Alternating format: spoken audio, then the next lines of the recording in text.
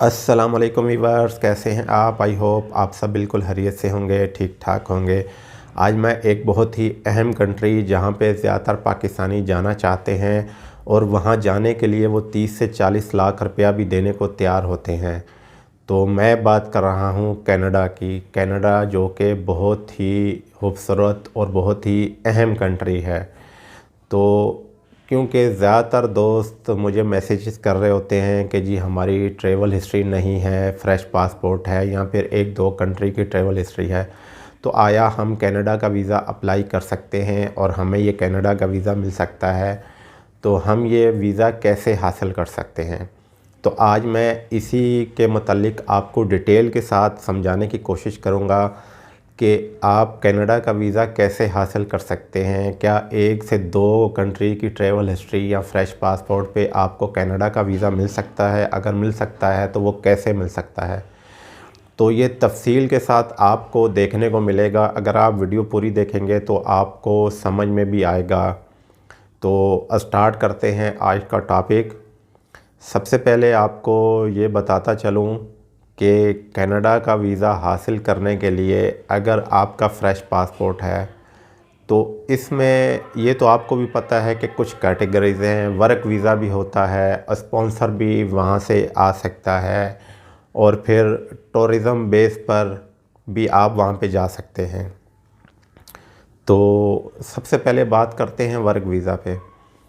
तो अगर आपका फ़्रेश पासपोर्ट है, आपकी कोई ट्रैवल हिस्ट्री नहीं है, यानी कि ब्लैंक पासपोर्ट है, आपने किसी मुल्क कई ट्रैवलिंग नहीं की है, तो आप जो है वर्क वीज़े पे कनाडा जा सकते हैं।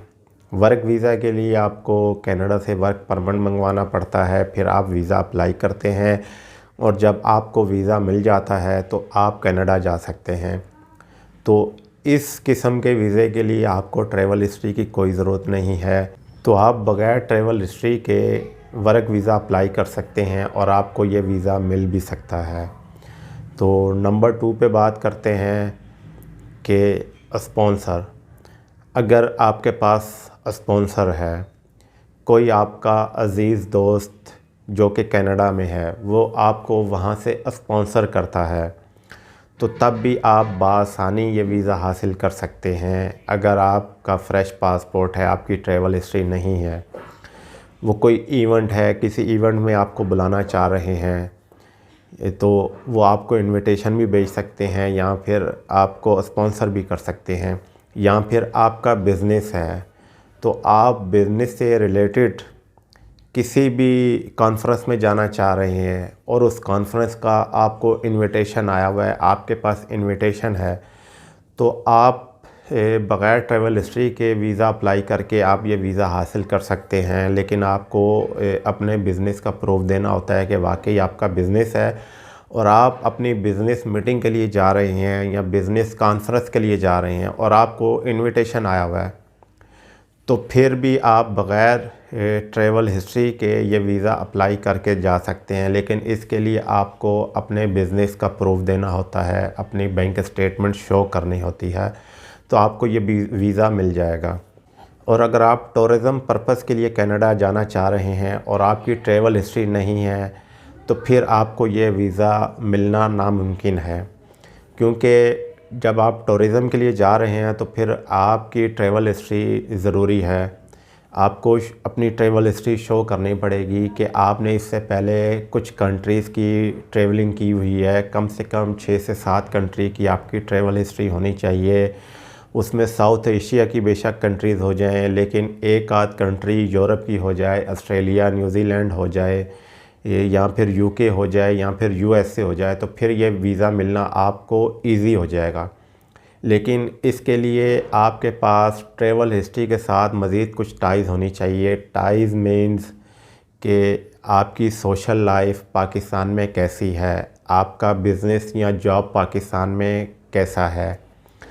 तो ये दो चीज़ें आपकी होनी चाहिए ट्रैवल हिस्ट्री के साथ। तो सोशल लाइफ में आप शादीशुदा हैं या आपके बच्चे हैं, या फिर अगर आप शादीशुदा नहीं हैं, आपके वालिदैन हैं, आपके बहन भाई हैं, तो आपको प्रूफ देना होता है कि जी मेरे जो बहन भाई हैं वो छोटे हैं वो मेरे पेंडेंट हैं, मैं ही उनकी देखभाल करता हूँ, मैं ही उनके खराजात बर्दाश्त करता हूँ। तो ये आप अपने FRC से साबित करते हैं, प्रूफ देते हैं।